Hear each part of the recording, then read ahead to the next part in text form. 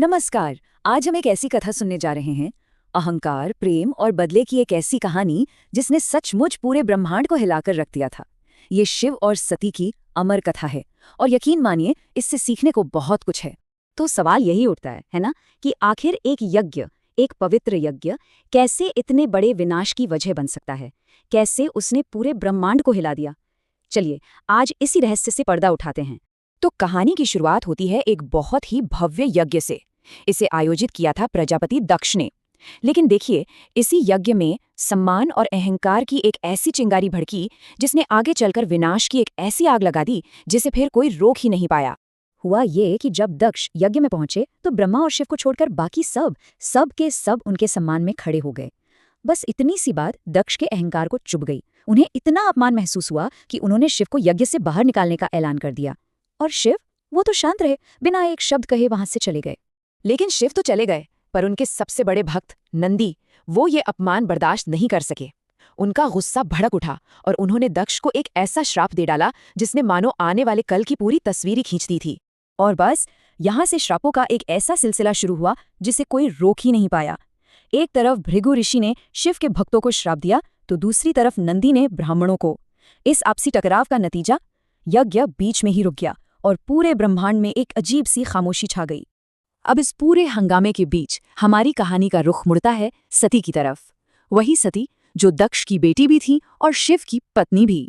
उनका एक फैसला, बस एक फैसला, इस कहानी को एक ऐसे मोड़ पर ले जाने वाला था जहां से फिर वापसी का कोई रास्ता नहीं था। सोचिए, पूरा 1 साल बीत गया, कोई यज्ञ नहीं हुआ, देवताओं को कोई आहुति नहीं मिली। अब इस असंतुलन को खत्म करने के लिए दक्ष ने एक और बड़ा यज्ञ करने का फैसला किया। लेकिन उनका अहंकार देखिए, इस बार भी उन्होंने अपनी ही बेटी सती और उनके पति शिव को नहीं बुलाया। जब सती ने देखा कि सारे देवता उनके पिता की यज्ञ में जा रहे हैं तो उनका भी मन हुआ जाने का। शिव ने उन्होंने बड़े प्यार से समझाया कि देखो, हमें बुलाया नहीं गया है और वहां जाना सही नहीं होगा। वो जानते थे कि वहां अपमान हो सकता है। लेकिन सती, वो तो पिता के प्रेम में थी। उन्होंने शिव की चेतावनी को अनसुना कर दिया। उनके मन में बस एक ही बात थी, एक पिता अपनी बेटी का अपमान कैसे कर सकता है। इसी एक विश्वास के सहारे वो अकेले ही अपने पिता के घर चल पड़ी। तो सती अपने पिता के घर पहुंच तो गई, इस उम्मीद में कि उन्हें देखकर उनके पिता उन्हें प्यार से गले लगा लेंगे। लेकिन वहां जो हुआ, उसने इस कहानी को इसके सबसे दुखद, सबसे दर्दनाक मोड़ पर लाकर खड़ा कर दिया। वहां पहुंचते ही सती ने क्या देखा, उनके पिता दक्ष ने उन्हें पूरी तरह से अनदेखा कर दिया। उनकी मां के अलावा किसी ने उनसे बात तक नहीं की और यज्ञ में सबके लिए आसन था सिवाय उनके पति शिव के। बस ये देखकर सती का दिल टूट गया। उन्हें समझ आ गया कि उनके पिता शिव से कितनी गहरी नफरत करते हैं और ये अपमान ये उनसे सहा नहीं गया।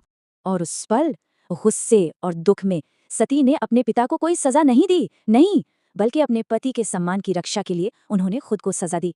उन्होंने उसी यज्ञ की पवित्र अग्नि में कूदकर आत्मदाह कर लिया। अपने उस शरीर को नष्ट कर दिया जो उन्हें उस पिता से मिला था जिसने उनके पति का अपमान किया था। सती के इस बलिदान की खबर, जैसे ही ये खबर फैली, पूरे ब्रह्मांड में शोक और क्रोध की एक लहर दौड़ गई। अब वो शांत योगी शिव नहीं थे, अब समय था विनाश के देवता के उदय का।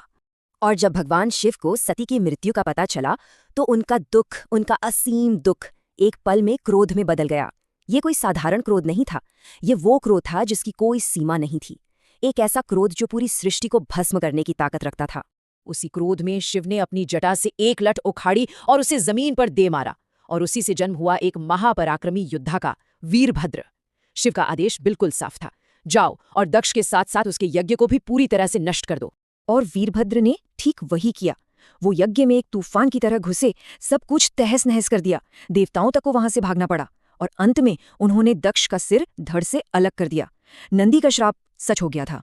इस भयानक विनाश के बाद पूरे ब्रह्मांड में एक अजीब सा सन्नाटा पसर गया। यज्ञ तो रुक ही चुके थे, सारे देवता बेबस थे। अब सवाल ये था कि सृष्टि का संतुलन वापस कैसे लाया जाए। मतलब स्थिति इतनी गंभीर थी कि सब कुछ थम सा गया था, क्योंकि यज्ञों के बिना देवताओं को उनकी शक्ति नहीं मिलती और इसके बिना ब्रह्मांड का संतुलन बिगड़ जाता है। ऐसा लग रहा था मानो सृष्टि का पहिया ही जाम हो गया हो। तो अब सारे घबराए हुए देवता मदद के लिए भगवान ब्रह्मा के पास पहुंचे और फिर सबने मिलकर भगवान शिव से प्रार्थना की, उनसे विनती की कि वो अपना क्रोध शांत करें और इस सृष्टि में फिर से व्यवस्था कायम करें। और शिव, जो करुणा की सागर भी है, वो मान गए। उन्होंने दक्ष को जीवनदान तो दिया, लेकिन एक ऐसी निशानी के साथ जो हमेशा उसे उसके अहंकार की याद दिलाती रहे। दक्ष के धड़ पर एक बकरे का सिर लगा दिया गया। इसके बाद दक्ष ने भगवान शिव से माफी मांगी और यज्ञ को पूरा किया, और इसी के साथ ब्रह्मांड में यज्ञों का सिलसिला फिर से शुरू हो गया। देवताओं को उनकी शक्ति वापस मिली और सृष्टि का संतुलन एक बार फिर से स्थापित हो गया। तो ये कहानी यह हमें एक बहुत ही गहरे सवाल के साथ छोड़ जाती है। हमें पता चलता है कि अहंकार की कीमत कितनी बड़ी हो सकती है, प्रेम में कितना बड़ा बलिदान दिया जा सकता है और क्रोध कितना विनाशकारी हो सकता है। पर वो सवाल वो आज भी उतना ही सच है। क्या अपमान का बदला लेने के लिए किया गया प्रतिशोध कभी भी सही हो सकता है? इस पर सोचिएगा जरूर।